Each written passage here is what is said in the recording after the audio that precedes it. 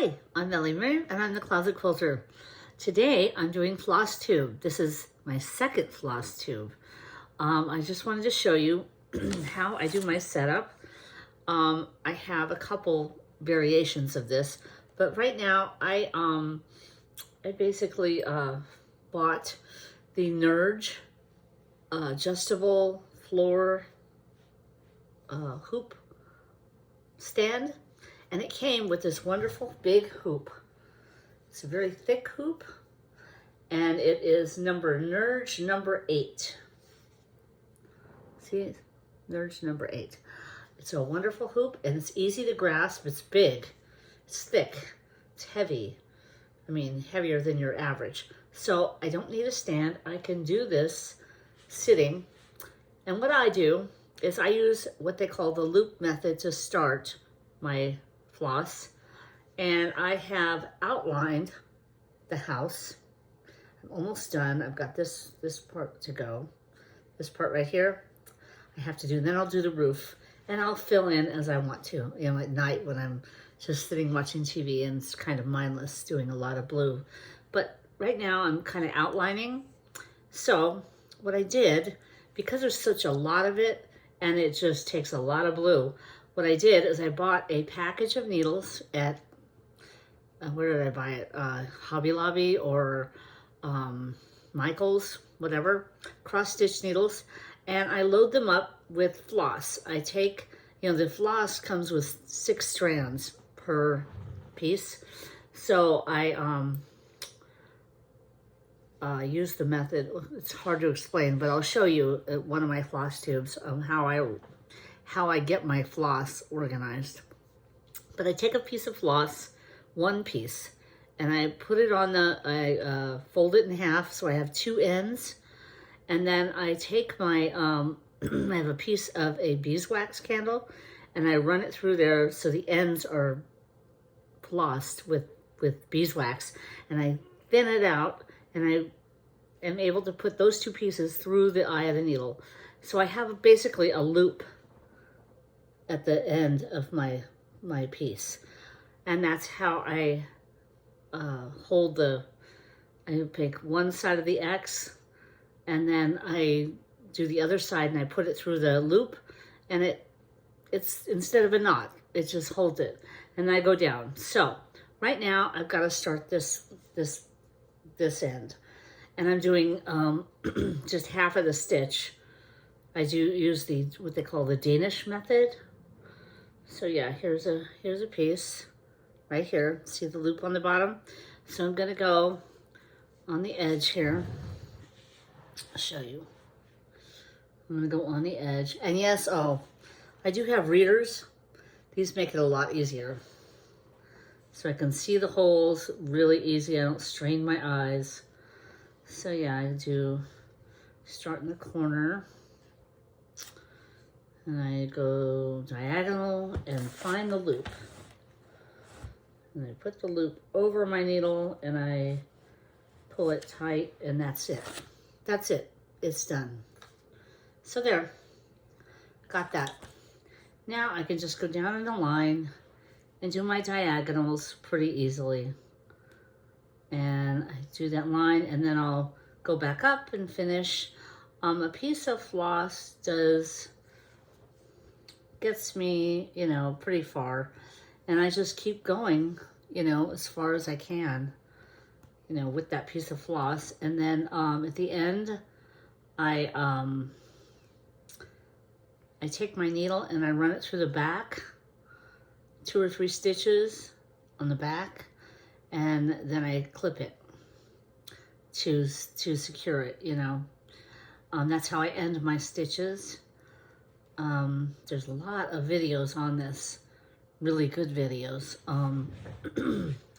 All these beginner techniques, but it is so relaxing to do this. And this particular frame hoop is really easy to hold. The bigger it is, seems like the easier it is. And then when my hands get tired, if my hands get tired, I rest it on the arm here. You can see my arms resting like this on my chair. So I'm just basically sitting like this and just stitching diagonal all the way down, doing one side of the X, the stitch, one part of the stitch, and then I go back up and I finish the stitch all the way up, and then I do another row. But right now I think I'm going to start the roof after this. That's going to be a little more counting because it's a pattern of sorts. There's little flowers in there, and it's not just straight you know, block stitching. There's no blocks. It's a little more complicated, so I'm gonna have to figure out how I'm gonna do that. Maybe I'll do the white first and then stitch around it. Maybe that'll help me. I don't know. I don't know exactly how they do it. I'm gonna look at some videos and see what I can find. I am so new at this. I'm having to stitch off the shoulders of others, as they say. You know, I'm learning from the people that have actually done this for years and years. So I'll watch a lot of videos. I'm finding the type that I like to do is Lori Holt. I like her patterns, and also I like, what do they call those? Samplers. Antique samplers. I love.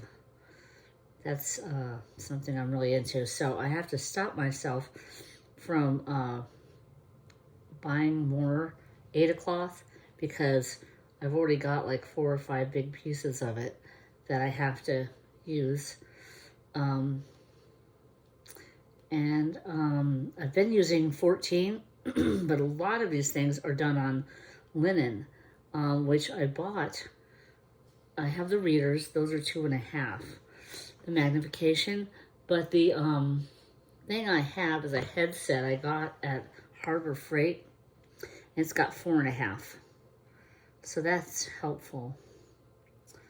So I'll just use that on the linen and see if that helps. I'm going to try to stitch a very small motif and see how I do. See, because Aida cloth is really easy. The 14 is super easy for me.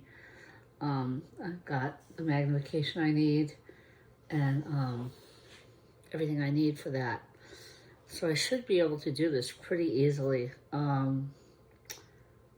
I just find it so relaxing to just sit here, you know, whether it be here or in my sewing room or on the porch while the dog is out. It's a little hot out now, so going outside is kind of not going to happen.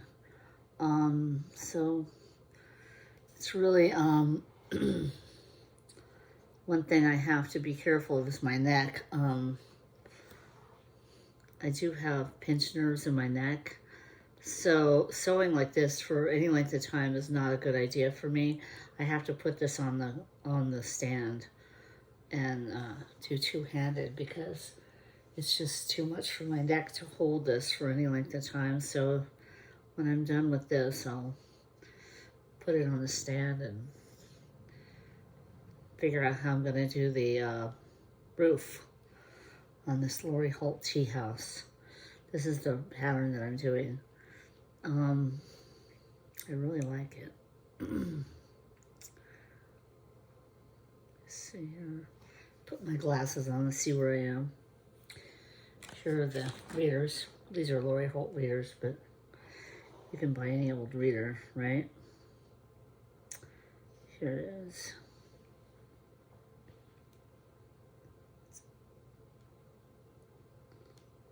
Yeah. There's that. And then, yeah, I can see really clearly that you know, where I need to finish the X's on the cross stitch. So I've got basically 2 threads over 1 on this. So I've completed the frame. And all I have to do is fill it in.